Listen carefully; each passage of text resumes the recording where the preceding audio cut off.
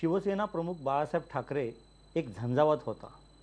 त्यांचं व्यक्तिमत्व म्हणजे एक वादळी व्यक्तिमत्व होतं. त्यांच्याच कुशीत वाढलेलं, त्यांचीच छाप असलेलं आणखी एक व्यक्तिमत्व म्हणजे जयदेव ठाकरे. आतापर्यंत बाळासाहेबांनी महाराष्ट्र उभा आडवा पिंजून काढला होता. या महाराष्ट्राच्या दौऱ्यात बाळासाहेबांच्या बरोबर अगदी सावलीसारखं सातत्यानं वावरणारं हे व्यक्तिमत्व जयदेव ठाकरे यांचं आज आपल्याला बाळासाहेबांच्या आतापर्यंतच्या ज्या आठवणी त्यांनी साठवून ठेवल्या त्या आपल्याला सांगणार आहेत. बाळासाहेबांच्या सोबत त्यांनी अनेक दौरे केले, अनेक सभा केल्या. त्या संपूर्ण दौऱ्यांमधल्या आठवणी जयदेव ठाकरे यांनी खूप वर्षे साठवून ठेवल्या. त्या आठवणी काय आहेत आपण त्यांनाच विचारूया. दादा नमस्कार, IBN लोकमतमध्ये आपलं स्वागत. साहेबांना जाऊन 1 वर्ष झालं. आत्तापर्यंत तुम्ही साहेबांच्या बरोबर हा महाराष्ट्र उभा आडवा पिंजून काढला. काय आहेत त्या आठवणी आणि काय तुम्ही सांगाल लोक? आता आठवणी म्हणजे अशा आहेत की जेवढं आठवतात तेवढंच सांगतो मी, कारण बाकींच्या आमच्या बाबतीत ते रुटीन होतं, त्याच इतरांच्या बाबतीत आठवणी असतील. दौरे आम्ही म्हणजे जेव्हा सुरुवात केली तेव्हा ते काय वाहन नव्हतं, काही नव्हतं. जे काय वाहन मिळेल, साधन मिळेल त्याने आम्ही जायचो. मी लहान होतो, शाळेला दांड्या म्हणून जायचो. कधी आई असायची बरोबर, नाहीतर माझे काका असायचे श्रीकांतजी. आणि तेव्हाच्या सभा म्हणजे तेव्हा सुरुवात होती, त्यामुळे कधी अक्षरशः गावोगावं आम्ही असं जायचो की अर्धा किलोमीटरवरचं वगैरे अशी म्हणजे माणसं. कधी 5 लोक असायची, कधी 20 लोक, कधी 15 लोक, कधी 10 वगैरे असं. म्हणजे यांच्यासमोर साहेब त्यांचा विचार मांडायचे आणि मग ते जाणून घ्यायचं की बाबा तुला काय त्रास आहे किंवा काय सुविधा उपलब्ध नाही आहेत, शेती किती आहे, त्यातनं काय उत्पन्न निघते, विकलं जातं की नाही वगैरे अशा. मग मी काय करणार आहे तेव्हा तुम्ही माझ्या जोडीने याल का, मला सहकार्य कराल का, असं करून एकेकांना ते विचार सांगत सांगत सांगत सांगत अख्खा महाराष्ट्राचा इंच आम्ही तेव्हा पिंजून काढला. म्हणजे किंवा साहेबांचा एक स्वभाव की नेहमी सतत दुसऱ्याची काळजी करणं, सतत दुसऱ्याची काळजी. तेव्हा आमचे बाबासाहेब भोसले बॅरिस्टर ते शिवसेनेत आले होते आणि आम्ही मुख्यमंत्री नंतर झाले ते. आणि आम्ही सोलापूरच्या दौऱ्यावर झालो होतो. इकडे रस्त्याच्या बाजूलाच गव्हर्नमेंटचे काय वसतिगृह म्हणा किंवा रेस्ट हाऊस, तर तिथे थांबलो होतो. 1-2 सभा झाल्या आणि रात्रीचं निघायचं होतं आम्हाला. बाबासाहेब भोसले ते त्यांच्या वेगळ्याच मूडमध्ये. आणि ते कधी तेव्हा 4-1 गाड्या होत्या, ते कोणाच्याही गाडीत बसायचे, असं नाही की साहेबांबरोबरच बसायचे. अरे बाबासाहेब कुठे होत्या या गाडीत, बाबासाहेब कुठे त्या गाडीत. आणि रात्री काहीतरी 11 वाजता आम्ही मुंबईला येण्यास निघालो. अरे बाबासाहेब कुठे तरी त्या गाडीमध्ये, त्या गाडीत नाही, त्या गाडीत असतील, या गाडीत असतील. आम्ही बराच गेलो, म्हणजे खूप पुढे गेल्यानंतर साहेब अचानक, माझा विश्वास नाही, थांबवा गाड्या. गाड्या सगळ्या थांबल्या. साहेब स्वतः उतरले. तुझ्या गाडीत आहेत का रे बाबासाहेब? नाही, इकडे नाही. झालं, आपण गेलो असतो ना. मग एका गाडीला पाठवलं परत. ते बाबासाहेब पण तो ग्रेट माणूस त्याला म्हणाला, बाबासाहेब सोलापूर विसरले होते त्यावेळी. तो माणूस मागेच राहिला होता. म्हणजे ते काय करत होतं माहीत नाही. ते गाडीत म्हणजे बऱ्याच वेळा ते उशिराच. साहेबांचं लक्ष मात्र होतं. मला गाड्या थांबवल्या. मग ते स्वतः उतरले, प्रत्येक गाडीत बघितलं. मला वाटलंच होतं म्हणे. मग पाठवलं. ते रस्त्यावरती का ते मैलाचे दगड असतात ना, त्याच्यावरती डोक्यावरती नॅपकिन ठेवून काळोखात बसून राहिले होते. हो, गाड्या आल्या नसत्या तर मग काय म्हणे, कोणाला तरी हात बीत दाखवून आलो असतो म्हणे. पण राजकीय नेते आणि ह्यांचं एक अनेकदा असं असायचं की साहेबांना भेटायला वारंवार येणं त्यांचं इकडं असायचं.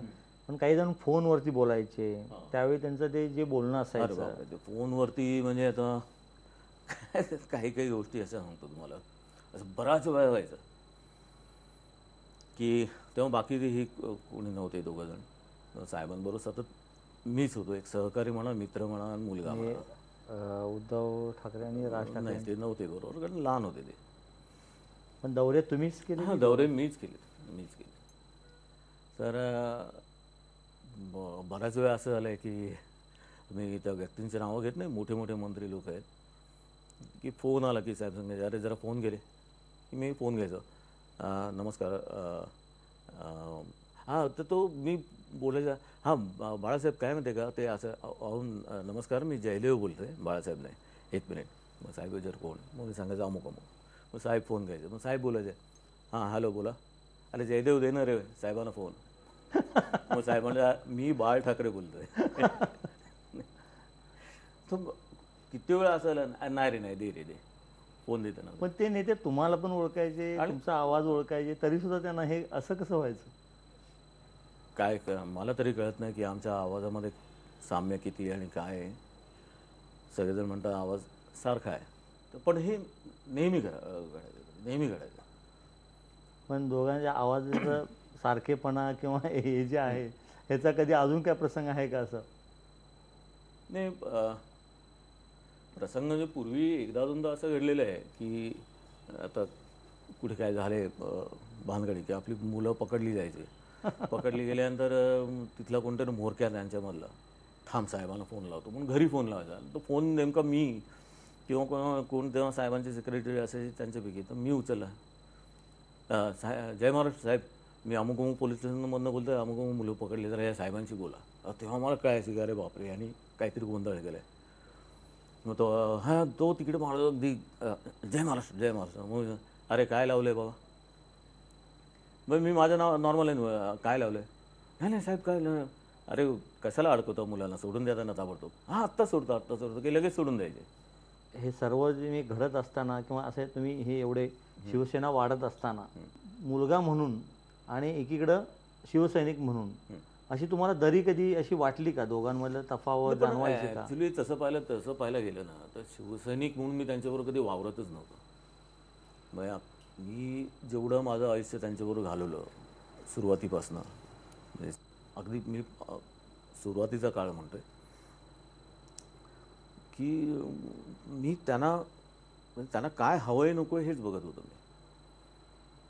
म्हणजे मी आता इकडे काय आपण माझा मोठेपणा सांगायला बसलेलं नाही, पण त्यांना ते कपडे व्यवस्थित लागायचे. मग तेव्हा ती कोणतरी इस्त्री दिली होती, मग ती इस्त्री, ते कपडे धुवायचे त्यांचे, सुकवायचे आणि इस्त्री, हो मी धुवायचो कपडे. साहेबांचे कपडे तुम्ही धुवायचे? हो, ते वाळवायचे आणि इस्त्री करून अगदी त्यांना व्यवस्थित इस्त्री करून लागायचे. तेवढं करायचं मात्र. इतकंच नव्हे, त्यांचा रुमाल पण त्यांना इस्त्री करून लागायचा. म्हणजे सगळं त्यांना नीट नेटकं पाहिजे. नीट नेटकं त्यांना ते इस्त्रीमध्ये केलेलं मध्ये पण मध्ये अशी गडीबिडी अशी गेलेली नाही आवडत. तेवढं मी करायचो, कारण तो माणूस एवढं करतो, मी आहे बरोबर, तर मी विचार करतो लहानपणी सुद्धा की मी मग कशाला आहे यांच्याबरोबर, मी काय मजा मारायला तो आलेलं नाही.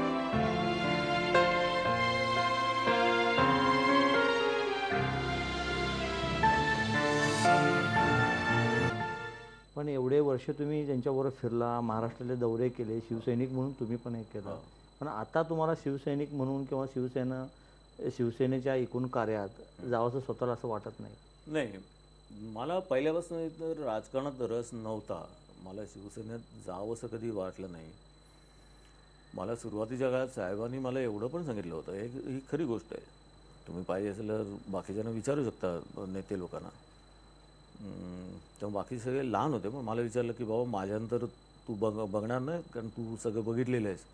तर तेव्हाच मी सांगायचो की मला याच्यामध्ये रस नाही, कारण मला आवड नाही, कारण मी बघतोय काय होतं आणि काय नाही. तुमच्या एवढं काय म्हणतात ताकद आवाका माझ्यामध्ये नाही, कारण ते फिरणं म्हणजे भ्रमिष्ठासारखं होतं. तुम्हाला समजा तुम्ही एवढे फिरून सुद्धा तुम्ही ह्याच्यामध्ये पुढं उतरला नाही, पण तुमचे समजा बंधू मी उद्धव ठाकरे, मला राजकारणात न उतरता मी एक कार्यक्रम राबवतोय मराठी माणसांसाठी. म्हणजे अगदी उतरणार नाही हे आत्तापर्यंत बोलत होतो, पण सांगता येत नाही. मी कदाचित एक तुम्हाला म्हणून सांगतो की मी एक कार्यक्रम राबवतोय, त्याची घोषणा मी लवकरच करीन, आणि ती मराठी माणसासाठीच असेल. ती काय ती मी आता लवकरात लवकर सांगेन. पण त्या योग्य ती माध्यमातून वेळ म्हणजे अगदी लांब वगैरे नाही, मी अगदी लवकर सांगेन. पण तुम्ही त्या माध्यमातून राजकारणात उतरणार तेव्हा काय सांगता येत नाही, म्हणजे उतरणार सांगू शकत नाही. तसा विचार तरी आहे का? समजा वेळ आली तर राजकारणात उतरायची. तेही मी बोलत नाही, पण पहिलं जे माझं नकारात्मक भूमिका होती तशी आता काय राहिलेली ती नाही. दूर केलेली आहे. ती दूर केलेली, कारण करावी लागली. कारण आहे ते राजकारण चाललेलं, मला आत्ताचं काय, मला तरी कोणाचंच कुठचंच काही आवडलेलं नाही. त्याच्यावर मी भाष्य करूच इच्छित नाही आणि त्याच्यामध्ये कुठच्या व्यक्तींची नावं पण घेऊ इच्छित नाही. पण व्यक्तींची नावं राहू द्यात, पण राजकीय पक्ष, इतर पक्ष असतील, शिवसेना असेल, मनसे असेल, पक्षाचं नाव घेतलं की ती व्यक्ती उभी राहते समोर. त्यामुळे व्यक्तीही सोडा आणि पक्षही सोडा. मी जे करीन तर मी पण इतर जे पक्ष आहेत सगळे जनहितासाठी म्हणजे मराठी लोकांसाठी करेन. मी तो जो प्रोग्राम आहे तो मी तुम्हाला लवकर घोषित करेन, तेव्हा तुम्हाला सर्वांना बोलवीन मी. आणि त्याच्यानंतर मग कशा घटना घडत जातील हे तुम्ही बघणार आहात. काय आहे तो प्रोग्राम? हे मराठी माणसासाठीच पण नाही, मी तो आत्ता एवढं नाही मी बोलू इच्छित, कारण तो करीन तो फार चांगला मराठी माणसाच्या आणि नाराज शिवसैनिकांच्या हिताचा एवढा निश्चित असेल. बाळासाहेबांच्या नाही, साहेबांची चिकार स्वप्न अपुरे येतो, कुठे पूर्ण झालेली आहे. बाळासाहेब साहेबांना गेल्यानंतर काय करायचं होतं आणि काय होत आहे लोकांना दिसतंय. आता त्यात आता पण मी गप्प राहून अवलोकन करत होतो या सगळ्या गोष्टीचं अवलोकन करणं. आता ते काय झालं की सहन करण्याच्या पलीकडे होत चालले सगळ्याच गोष्टी. तर बघू, मी पहिला तो समाजकार्य म्हणून उतरीन, एकदम राजकारण म्हणून नाही. पण बाळासाहेबांना अपेक्षित असलेली शिवसेना वगैरे नाही नाही, आधी जी अपेक्षित असलेली शिवसेना आता जी आहे, तर ते त्यातलं त्यांचं जे कार्य आहे ते पुढे जात नाही. शिवसेना पक्ष वगैरे जाऊन जाईल. शिवसेना प्रमुखांना अपेक्षित असलेलं त्यांचं स्वप्न, ह्या दृष्टीने मी मार्गक्रमण करणार आहे. पण आता शिवसेनेच्या माध्यमातून ते पूर्ण होत नाही आहे का? नाही, असं नाही. जो तो आपापल्या परीने आपापली काम करत आहे, त्यांच्याबद्दल भाष्य न केलेलं बरं. आहेत ते त्यांचं काम करतायत, जसं त्यांना झेपतंय तसं करतायत. पण तुम्हाला असं का वाटतं की साहेबांचं जे स्वप्न आहे ते मला आता पुढे न्यायचं आहे? मी पक्ष काढतोय असं कुठे बोललोय? नसू दे ना, पक्ष राहू दे, पण साहेबांचं स्वप्न जे आहे किंवा साहेबांनी जे अपेक्षित जे ठरवल्या होत्या, मला माहिती आहे, कारण मी त्यांच्याबरोबर असल्यामुळे मला माहिती आहे. ते मी करेन, मी करतो ना, जाहीर करतो ना. मी कुठे लपवून करणार आहे? असं काय नाही की बाबा गपचूप आपलं खोलीमध्ये बसून काहीतरी करतोय, तसं काय नाही. पण आता हे करायची वेळ आलेली आहे. आलेली आहे आणि ते मी करणार आहे. राज ठाकरेंनी सुद्धा हाच अजेंडा आणला की मराठी मी काय अजेंडे बिजेंडा आणत नाही. त्यांच्याशी कम्पेअर मला करायचं नाही, पण त्यांनी सुद्धा मराठी माणसासाठी म्हणून ज्यावेळी ही सुरुवात केली, त्यातून पण काही मराठी माणसासाठी. मी असं म्हणत नाही की मी असं करून काही पक्ष जमवीन, कार्यकर्ते जमवीन, असं पक्ष राहू दे ना. पक्ष काय राजकारणच केलं पाहिजे अशातलं माझं म्हणणं बरोबर नाही. पण मराठी माणसासाठी मी आतापर्यंत मी नाहीच आहे असं धरून चाललेत लोक, कारण मी राजकारणात नसल्यामुळे. मी काहीतरी करून दाखवते तर करून दाखवीन. साहेबांच्या समोर पर्याय ठेवला होता, तो साहेबांनी मान्य झाला होता. अगदी साहेब दिवंगत होण्याच्या अलीकडे. काय पर्याय होता? मी पर्याय असा ठेवला होता की साहेबांनी सांगितलं की 2 कार्याध्यक्ष पदं निर्माण करा, एक ग्रामीण आणि एक शहर. शहर उद्धवकडे द्या, ग्रामीण राजाकडे द्या. त्यातला एक तयार झाला, हो म्हणाला, एक नाही म्हणाला. मग साहेबांना हा पर्याय मंजूर होता? उत्तम म्हणाले, पण अतिउत्तम. एकाने ग्रामीण तर ग्रामीण सांभाळतात आणि इथे काही हेराफेरी करायची नाही, शहरवाल्यांनी ग्रामीणमध्ये करायची. कुणाला मंजूर नव्हता? होता एकाला. मी कशाला, मी नाही नाव घेऊन आणखीन वाद वाढवण्याच्या माग्यात पडत नाही, भानगडीत नाही पडणार.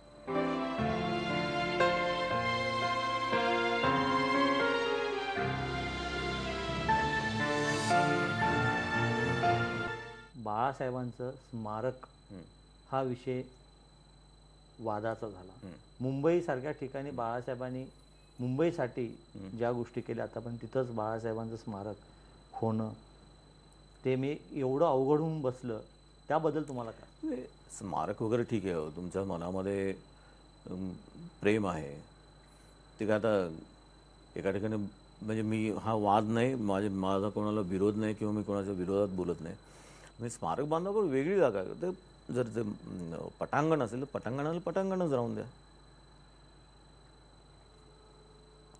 महापौर बंगला आहे तिकडे विस्तीर्ण जागा पडलेली आहे, तिकडे करू शकता. साहेबांपासून जर लोकांना फायदा झाला तर त्यांच्या त्या वास्तूपासून सुद्धा उपयोग होऊन द्या. पण ते स्मारक शिवाजी पार्कवरतीच व्हावं असं काय नाही, असं काय नाही. बाहेर गेलेली तो चांगली व्यवस्थित जागा, आणि मग त्यासाठी रेसकोर्स खायला पाहिजे अशातली गोष्ट नाही. रेसकोर्स तिकडे राहावा अशी माझी इच्छा आहे. तिकडे तो तुम्ही म्हणजे मुंबईत संपवत आहे हो. सगळी मोकळं पटांगण दिसलं, त्याची लीज संपली की लगेच आपलं खाऊन टाकायचं काय ते. त्याचं काहीतरी सांगायचं तिकडे अमुक अमुक करणार, तिथे तमुक करणार, ते जाणार कोण? शेठ लोकच जाणार तिकडे, सर्वसामान्य जाणार का तिकडे? मग शेवटचं एक मला सांगा दादा की बाळासाहेबांची सगळ्यात तुम्हाला म्हणजे आयुष्यभर स्मरणात राहील अशी आठवण एक सांगा.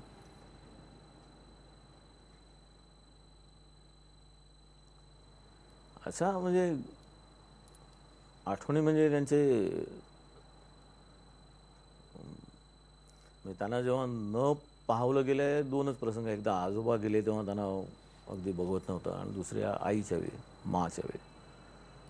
म्हणजे तो माणूस माच्या वेळी ती गेले, सगळे धायमुकून रडतायत, आणि हा माणूस अगदी तोंडावर रुमाल धरून अगदी शांतपणे बघतोय. म्हणजे तो दुःख काय पचवत असेल. नंतर ते ढसाढसा रडले वगैरे वगैरे सगळ्या गोष्टी ठीक आहेत, ते आमच्या घरी आमच्यासमोर सगळं झालं ते, आणि शेवटी माणूस.